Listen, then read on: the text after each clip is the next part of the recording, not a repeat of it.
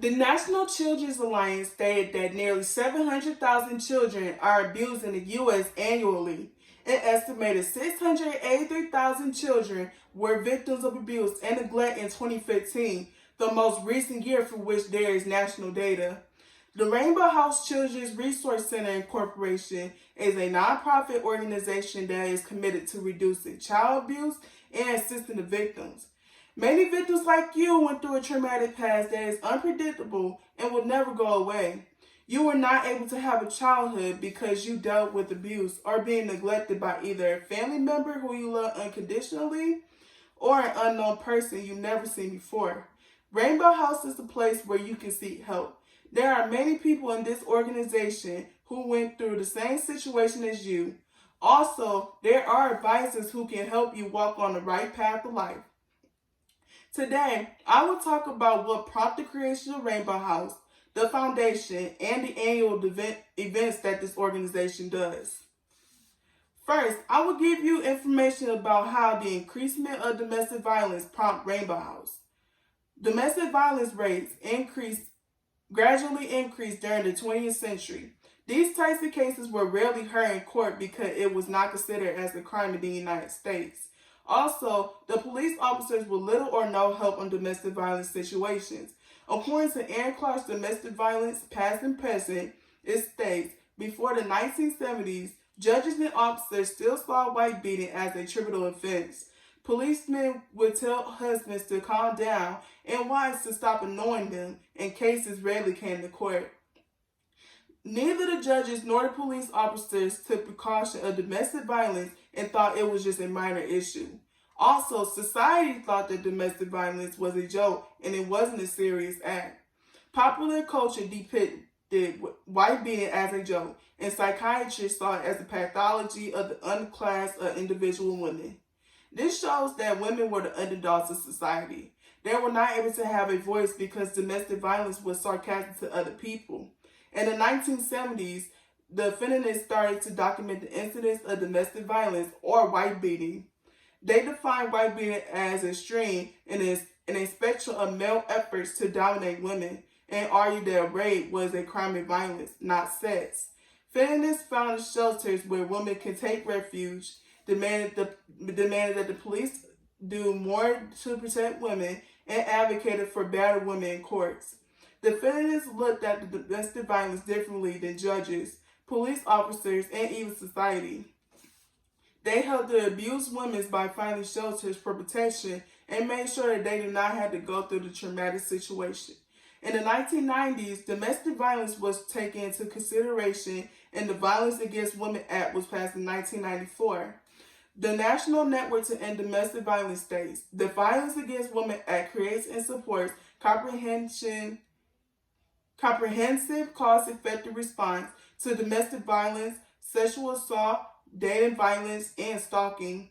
This means that if someone do an act of domestic violence, they are going to be arrested because it is now considered a crime in the United States. Secondly, I will give you details about the foundation of Rainbow House. The history of the Rainbow House started in 1978 in Wisconsin. There were a group of women who was concerned about the domestic violence rates and how it starts to increase. They came together and formed a task force so they can start developing programs for domestic violence. In the 1980s, they created the Rape and Domestic Violence Center. Back then, this organization only had an office in several homes that were safe. The name was changed to the shelter, and Marinette County was able to obtain funding in order to operate the shelter. In 1981, the Dream of Rainbow House Children's Resource Center began. This dream began with the group called the Houston County Child Sex Abuse Task Force. This group represented many areas, which are child protective services, law enforcement, public and private therapists, and government officials. In 1986, the dream turned into a reality. The Rainbow House opened its doors and started to conduct interviews of children who allegedly have been sexually abused. The Rainbow House mission statement states, to serve all children by strengthening our community's response to child abuse and neglect through prevention, intervention, and advocacy efforts. This means that They want to let the community know that they are being heard instead of being under the waters. Rainbow House wants them to know that they are going to reduce child abuse and neglect by making sure that they are well taken care of in the facility. Also, they are letting the community know that they are taking every concern into consideration and they are not being ignored. In 2019, the Rainbow House started hosting an annual event called Carnival of Hope. The Carnival of Hope is a special fundraising event that is for the adults only, and the money goes to the Rainbow House Children Advocacy Center. This is the largest fundraising event for this organization. They will have fun games for the adults to play, and they will have food catered by the perfect pair. Also, they will usually have a special guest coming to the event. During the event, there were over 20 sponsors like Synovus, Golden Key Reality, Middle Georgia Primary Care, and many more attended so they can support. In April of 2020, this will be their second year hosting this event. This organization depends on grants, fundraising, and donation, and they are hoping to get more sponsors than last year. In closing, Rainbow House organization was made to guide abused children and will do anything to make sure that the children in their facility is protected and sheltered. Today, I told you what prompted the Rainbow House, the foundation, and the special event that they host every year. The Rainbow House Children's Resource Center Incorporation is the organization that never quits on the abused or neglected children. They will help them with no questions asked. If you know any children who's been abused or you've seen them get abused, call this organization for the children to seek help.